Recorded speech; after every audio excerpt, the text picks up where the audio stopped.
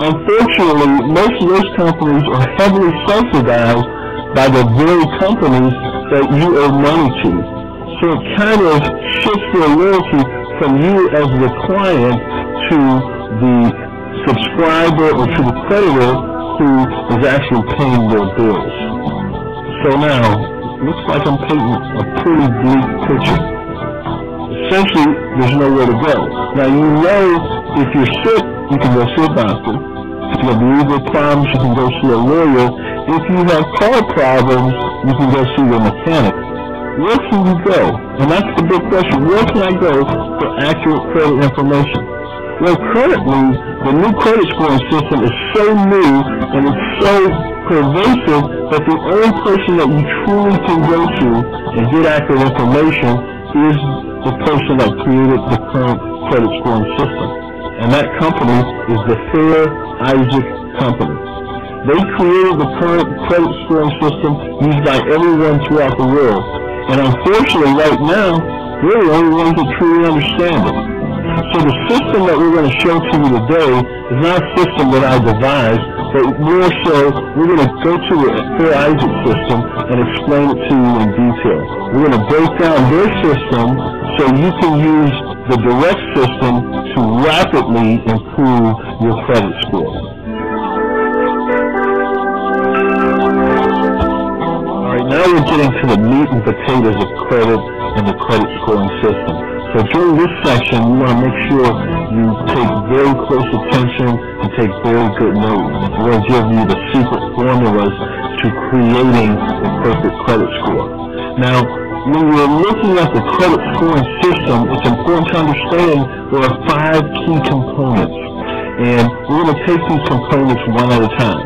Now, the 5 components are your payment history, the amounts owed, your inquiries, your healthy mix of credit, and the length of your credit. Now, those are the 5 components. Those are the only 5 things that you need to focus on to have a perfect credit score. And remember, your credit score ranges from 375 to 875. As an individual, our goal should be to maintain and only keep a minimum of 700. As a business owner or potential business owner, our goal is to maintain and keep a 750 plus FICO score. And again, the only difference is both are going to be approved for the lowest possible interest rate, but with a 750 score, it frees me up from all the income and employment verification. So, we're going to go over the 5 key components. Let's start with the first component, which is your payment history. Payment history comprises 35% of your overall credit score. In the old credit system, payment history was probably 85 or 90% of your overall rating. It's like this. If you paid your bills on time with the old system, you could say with pride, hey, I have good credit, or I have perfect credit. But now, your payment history is only 35% of your score. And you know from grade school that a 35% is still a failing grade.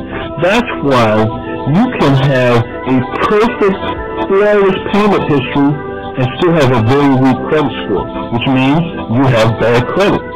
You can pay all your bills on time and still have bad credit. But let's look at payment history. Payment history, what this computer scoring model is telling you is this. Your goal has to be to achieve VDC. Zero derogatory credit. Make sure you write that down. Zero derogatory credit. To achieve zero derogatory credit is a 3-phase step. The first step is to shut down all negative open active activity. We're going to shut down all negative accounts. Well, what do you mean by a negative account? A negative account is any account that reflects some negative activity. Say, for instance, you have a credit card, and you've had the card for 10 years. You love this credit card. You've had it for 10 years, but 3 years ago, you got laid off from your job and you were late several times. Now, ordinarily, you're thinking, well, that was 3 years ago. I'm current, I'm up to date now, and they still like me, I still have the card. So this is now a positive account. Wrong. Any account that reflects any negative activity is a negative account. So how do we handle that? Well, this is what you want to do. You want to take your credit card, call your credit card carrier and say this: I'm having problems with this account number. Would you please issue me a new account number? Which in essence issues you or creates a new account. So you're simply going to call them up, ask them to start you with a new account. They will not have a problem doing this. It's just an accounting procedure for them. For you, on the other hand, it closes out the negative activity on that account. It closes a negative account, and now it opens a new and positive account. And what you will find is, over a period of time, your negative accounts, once they're closed, they start to diminish in their capacity to affect your score. Now, they never truly stop affecting your score, but over time, it diminishes in its ability to hurt your score. So by closing the accounts, that's a good thing. Second, we want to start to scrub away, cleansing or scrubbing your credit report. You need to think of your credit report as a resume and not a report card. It's a very important distinction. A report card is something that's issued to me and tells me my performance. Your teachers or professors will give you a report card. A report card, you have a tacit or a small degree of input in its outcome. But on a resume, I have direct control. On a resume, I'm only going to place my best experiences on my resume. And the same with your credit resume. You don't want to see the negative performances, because believe it or not, everybody in every situation, just like in my situation with the car accident, it forced me to have negative credit on my credit history. Now, do I want this negative information to plague my credit for the rest of my life? Of course not. That's not fair. Then I was in the hospital laid up for a year. I had no ability to pay my bills. Now I'm gainfully employed. Now I can pay. So the situation is different. Therefore, my credit history should reflect the new, true, accurate situation that I'm in. And this is how we facilitate that. You use the Fair Credit Reporting Act. The Fair Credit Reporting Act is administered by the Federal Trade Commission. The Fair Credit Reporting Act tells you this. It tells you that any information on your credit report that is inaccurate, incomplete, outdated, or unverifiable has to be removed off your credit within a period of 30 days or less. Again, those 4 items are this. If it's inaccurate, if it's only incomplete, that means it can be partially correct, but it's incomplete. If it's unverifiable or outdated, it has to disappear. So fortunately for you, some 30 to 80% of all negative information on your credit portfolio falls into that category.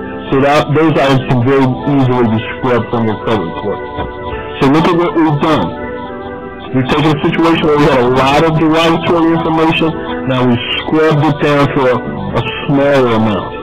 Now I travel all over the country, and I ask people from all walks of life, from millionaires, congressmen, I ask everybody, why is it that you have bad credit? And you know what, invariably they all tell me, I am waiting until the day when I can afford to pay all that bad debt off. Now be honest with yourself.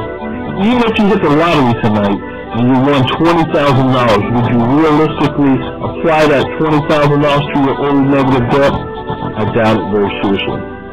But what if we could take that $20,000 in derogatory credit and scrub it down to about $3,000 or $4,000?